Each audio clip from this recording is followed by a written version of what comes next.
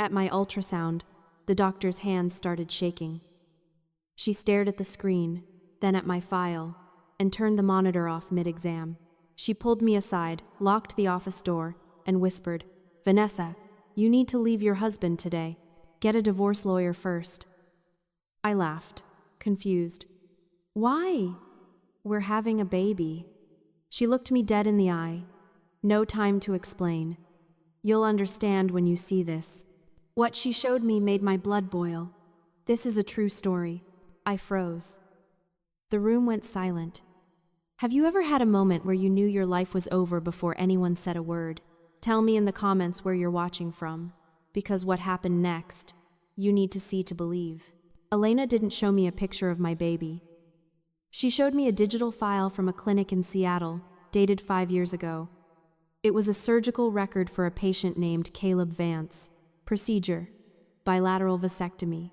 Status: successful. Reversal: none. My brain tried to reject the words on the screen. It tried to rewrite them into something that made sense, something that didn't destroy my entire reality. But Elena's voice cut through the noise, sharp and clinical. She told me that physically, biologically, there is 0 chance my husband fathered this child.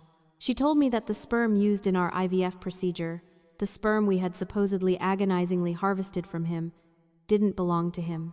I sat there, my hand resting on my stomach, realizing I was carrying a stranger's ghost. Caleb hadn't just lied about being able to have kids. He had orchestrated a medical bait and switch. He had let me inject myself with hormones, undergo invasive procedures, and cry over negative pregnancy tests, all while knowing he was shooting blanks by choice. Elena started talking about legal options, about police, but I stood up. My legs felt steady, too steady. The room wasn't spinning. It was crystal clear. I looked at my old friend and told her to print everything, every record, every timestamp, every digital footprint she could access without tripping an alarm. Then, I walked out to my car. I sat in the driver's seat of my SUV, staring at the sterile white exterior of the medical center. A normal wife would be screaming right now. A normal wife would be calling her mother, sobbing until her throat was raw. But I wasn't a normal wife anymore. I was a victim of fraud. And in business, when you discover embezzlement, you don't tip off the thief. You lock the doors and audit the books. The engine purred to life, a low rumble that matched the vibration in my chest. I made a choice right there in the parking lot. I would initiate the Gray Rock Protocol. It is a technique used to deal with narcissists and sociopaths. You don't fight. You don't argue. Resistance provides friction. I needed to be frictionless. I needed to be a smooth, boring surface where his lies would slide right off. If I confronted Caleb now, he would spin a story. He would gaslight me. He would destroy evidence. He would hide the money I knew he was after. No. The drive home took 40 minutes. I spent every single minute hardening my heart into concrete. When I pulled into the driveway of our vineyard estate, the modern glass walls reflected the sunset. It looked like a postcard. It looked like a lie. Caleb was in the kitchen, opening a bottle of red wine. He looked up when I walked in, flashing that $1 million smile that used to make my knees weak. He asked how it went. He asked if the doctor saw a heartbeat. He looked so concerned, so loving. I looked at the man I had shared a bed with for 3 years. I didn't see my husband. I saw a parasite attached to my bank account. I forced the muscles in my face to lift into a smile. It felt like wearing a mask made of lead. I walked over, kissed his cheek, and told him everything was perfect. I told him the baby was strong. I told him we were the luckiest couple in the world. He hugged me, and I felt his body relax. He believed me. He thought he was safe. He had no idea that the woman in his arms had just declared war. Escaping to the bathroom, the lock clicked like a gunshot in the quiet house. Turning on the shower masked the sound of my mind racing. I sat on the cold tile floor, pulling up the mental archives of our relationship, dissecting every memory with a scalpel. They call it the narcissist's mirror. It is a psychological manipulation tactic where a predator reflects your own identity back to you to create a false sense of intimacy. I looked back at our first date 3 years ago. I remembered mentioning I had a weakness for brutalist architecture and mid-century jazz. 2 days later, Caleb just happened to surprise me with tickets to a jazz lounge and a book on concrete structures. I thought it was soulmate material. I thought I had found the one person who truly saw me. Now, sitting on the bathroom floor, I realized he hadn't seen me. He had studied me. He was a failed venture capitalist with a mountain of debt and a closet full of expensive suits. I was Vanessa Sterling, the only daughter of a tech dynasty, with a trust fund that was notoriously difficult to crack. He didn't fall in love with my mind. He fell in love with my balance sheet. I stood up and looked at my reflection. My mother, the judge, had written the trust document herself. It was ironclad. No husband could touch the principal. Divorce meant he walked away with nothing. There was only one loophole. One specific clause buried on page 42. The heir provision. Upon the birth of a biological child, the trust would release a monthly stipend of $50,000 to the parents for child maintenance, plus a lump sum of $2 million for housing security. The math finally added up. Caleb had been trying to launch his own firm for years, but he had no capital and no investors. He was drowning. He needed that money. But there was a problem. He had sterilized himself years ago, likely to avoid child support payments from casual flings. When he met me, he realized his vasectomy was a liability. He couldn't get the money without the baby. So, he improvised. He engineered a fraud. He swapped his sample for a donor's. Banking on the fact that I would never question the paternity of a child conceived in a lab, he was planning to play the doting father for 18 years, collecting $50,000 a month for a child he knew wasn't his. I turned off the shower and wrapped a towel around myself. The steam cleared from the mirror. I didn't see a heartbroken wife anymore. I saw a CEO dealing with a hostile takeover. My sadness evaporated, replaced by a cold, hard clarity. This wasn't a marriage. It was a long con. And Caleb had made one fatal error. He assumed I was just a checkbook with a pulse. He forgot that I was an architect. I know how to look at a structure and find the load-bearing walls, and I know exactly where to place the explosives to bring the whole thing down. I walked back into the bedroom, laid down next to the man who viewed me as an ATM, and closed my eyes. I wasn't going to sleep. I was planning the demolition. The next morning, the romance was replaced by administration. We were in the kitchen, the sun streaming through the floor-to-ceiling windows, illuminating the dust motes dancing in the air. Caleb didn't ask about my morning sickness. He slid a thick manila envelope across the marble island.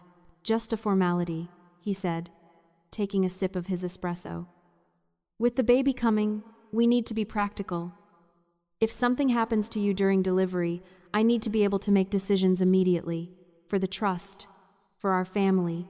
I opened the folder. It wasn't just a medical proxy. It was a full, durable power of attorney.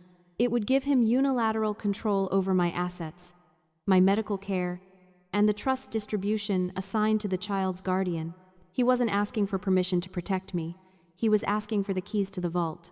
I told him I would send it to the family office for review. Standard protocol. The temperature in the room dropped 10 degrees. Caleb set his cup down a little too hard. He asked me why I needed a lawyer to tell me to trust the father of my child. I told him it was just business. He walked around the island, invading my personal space. He put his hands on my shoulders, his grip tight. He told me it wasn't business, it was paranoia. He blamed the hormones. He said I had been acting strange since the ultrasound, distant, cold. He told me not to turn into my mother, not to let her bitterness poison us. He knew exactly where to hit. My mother, Victoria, was a retired judge known for her ice-cold demeanor. We had been estranged for 2 years because she refused to attend our wedding. She had called Caleb a liability to my face. For years, I thought she was cruel. Now, looking at Caleb's faux sympathetic eyes, I realized she wasn't cruel. She was accurate. I lied and told him I was tired, stepping out of his grip, but I didn't rest. I went to the guest bedroom window that overlooked the back garden. We were hosting the Vintage Reserve launch party in 3 days, Caleb's big networking event to debut his non-existent venture firm. The event planner was down there now, setting up the tent layout. Her name was Sienna. Blonde, efficient, and currently standing very close to my husband. I watched them through the glass. They weren't just discussing table settings. I saw Caleb lean in, whispering something that made Sienna nod vigorously. He squeezed her forearm, not a romantic caress, but a conspiratorial grip, a partnership handshake disguised as intimacy. I grabbed my camera with the telephoto lens, my hobby that Caleb usually mocked, and zoomed in. I snapped a sequence of photos. Then, through the open window, the wind carried a snippet of their conversation up to me. I heard Sienna mention the listing going live Monday morning, right after the party hype. And I heard Caleb reply that he wanted to liquidate it fast. Cash, not equity. I lowered the camera. Sienna wasn't just an event planner. I remembered seeing her card in his wallet weeks ago. She was a licensed real estate agent. They weren't planning a party. They were staging the house to sell it out from under me the moment I signed that power of attorney. He was going to take the baby money, sell my grandmother's estate, and run off with the realtor. I looked at the photo on my camera screen. Evidence. I didn't feel jealous. I didn't feel betrayed. I felt the cold satisfaction of an architect who just found the structural crack that would bring the whole building down. 2 a.m. is the hour of secrets. Caleb was asleep. His breathing deep and even, the sleep of a man who believes he has won. Retrieving his phone required surgical precision. I didn't need his face to unlock it. I knew his passcode. It was the date he founded his failed venture firm. Narcissists don't use random numbers. They use dates that celebrate themselves. I didn't go to his texts or his call log. Amateurs look for messages. Professionals look for the money. I opened a folder labeled Utilities and clicked on the calculator app. It looked standard, but when I typed in a specific sequence, his social security suffix, and hit the percentage key, the interface shifted. It wasn't a calculator. It was a secure vault app, a hidden drive used to store data you never want a subpoena to find. I was looking at the digital anatomy of his fraud. First, I found the ledger. Caleb thought he was clever using cryptocurrency to hide his tracks, but the blockchain is a public ledger if you have the keys. I traced a series of transfers totaling $75,000. $45,000 went to an anonymous wallet I quickly linked to a medical consultant email address, the nurse at the clinic. But the second set of transfers was more interesting. $30,000 sent to a generic account, tagged in his personal notes as L.H. Bioasset. I ran the wallet ID through a tracer program I use for vetting contractors. It spit out a name. Liam Hart, a 24-year-old grad student at Berkeley. I pulled up his social media. He wasn't a criminal mastermind. He was a kid drowning in student loans, posting about ramen noodles and physics exams. This was the biological father of my child. Caleb hadn't just used a donor. He had purchased a human being's genetics because they matched his height and eye color. The next morning, while Caleb was golfing with the realtor, I drove to the campus coffee shop where Liam worked. I watched him wipe down tables. He looked tired. Innocent. I waited until his break, then walked up to him outside. I didn't introduce myself. I just held up a photo of Caleb. I told him he knew the man in the photo. It wasn't a question. Liam turned pale. He mumbled about signing an NDA and not being able to talk to me. I told him that NDA protected a fraud, which made him an accessory to a felony. Grand larceny. Medical malpractice. Conspiracy. I let the words hang in the air like heavy stones. I told him I was the wife, the one who didn't know. He dropped his cigarette. His hands were shaking. He admitted that Caleb told him I knew. Caleb had said I wanted a donor but didn't want the family to know, that it was a private arrangement to save his pride. I told him Caleb lied. And now he had a choice. I could hand his name to the district attorney, and he would spend his 20s in a cell. Or he could come to a party on Saturday and tell the truth. I wrote a time and address on a napkin. I told him his student loans were gone if he showed up. His freedom was gone if he didn't. I walked away before he could answer. I didn't need to look back. I knew he would be there. Fear is a powerful motivator. But guilt? Guilt is a guarantee. I thought I had reached the bottom. I thought the sperm fraud, the embezzlement, and the stolen trust fund were the full extent of Caleb's depravity. I was wrong. The rabbit hole didn't end at theft. It ended at a PDF file, buried in the deepest subfolder of his digital vault, innocuously named Sterling Portfolio Hedge. I opened it, expecting to find another hidden bank account, or maybe illegal stock trades. Instead, I found a logo for a high-risk insurance firm in the Cayman Islands. It was a policy document, a key person life insurance policy. These are typically used by corporations to insure against the death of a vital CEO. But Caleb hadn't taken this out on a business partner. He had taken it out on me. The policy was dated 3 months ago, right after the IVF was confirmed successful. The payout was staggering. $5 million tax-free.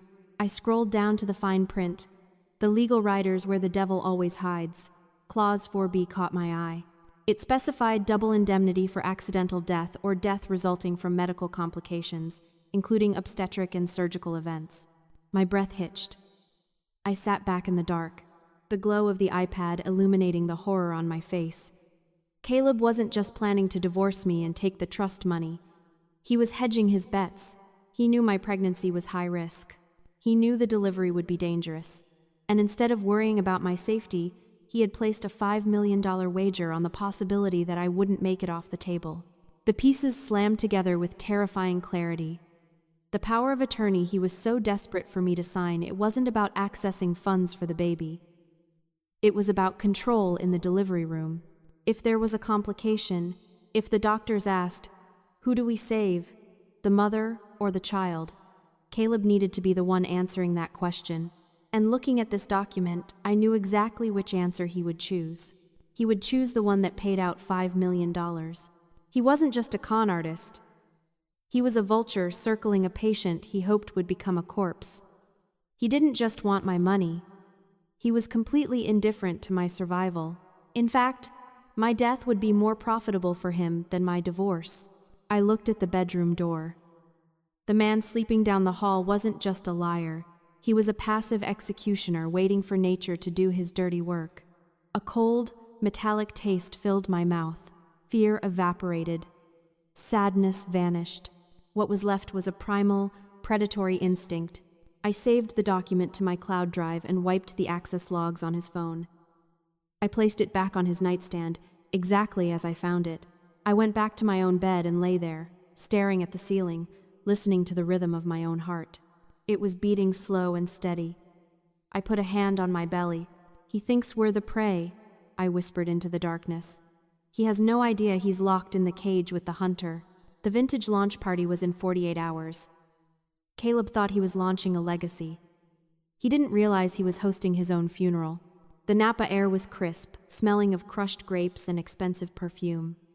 50 guests mingled on the stone terrace of our estate investors, tech moguls, my family friends, and Caleb's parents. The string quartet played Vivaldi. It was the perfect stage. Caleb stood at the podium, glass of champagne raised high. He looked every inch the successful patriarch in his bespoke navy suit. He toasted to legacy, flashing that charming, hollow smile, to the future of the Vance Sterling family, to his beautiful wife Vanessa, and the son we were welcoming into this world. He said this vineyard was for him. For us. Applause rippled through the crowd. Caleb's mother dabbed her eyes. The realtor, Sienna, stood near the bar, looking smug. It was a masterpiece of performance art. I stepped up to the microphone as the applause died down. I thanked him, my voice magnified across the lawn. I told him he was right. Today was about truth and legacy. Caleb smiled at me, expecting a doting wife's speech. I told him I had a surprise for him. Since we were talking about the future, I thought we should look at the past. I clicked the remote in my hand. The large projection screen behind us, meant for his company logo, flickered to life. It didn't show a logo. It showed a medical document. Giant, high-definition letters. Vasectomy confirmation. Patient. Caleb Vance. Date. 2019. The silence was instant. It was violent. A glass shattered somewhere in the back. Caleb's smile froze. He asked if this was a joke. I told him it was no joke. Just biology. He had been sterile for 5 years, which made our pregnancy a miracle. Or a fraud. I clicked again. The screen changed. A bank ledger appeared. Crypto transfer. $45,000 to the fertility nurse. Click. $30,000 to bioasset. Caleb lunged toward me, screaming for me to stop, but 2 security guards hired by my mother stepped in his path. I continued, my voice cutting like a diamond blade. And finally, the life insurance policy. $5 million if I die in childbirth. Double indemnity for medical complications. The crowd gasped. It was a collective sound of horror. Caleb's mother looked like she was going to faint. Investors were pulling out their phones, not to record, but to cancel checks. I looked him dead in the eyes. I told him he took a bet on my life. And he lost. Caleb screamed that it was a lie, that I was hysterical, that it was the hormones, that I was crazy. I asked him, simply, "Is she?" A voice came from the back. The crowd parted. Liam Hart walked forward. He looked terrified but determined. He told the silent crowd he was the donor, that Caleb paid him cash, that he was told it was a private arrangement. Caleb looked around wildly.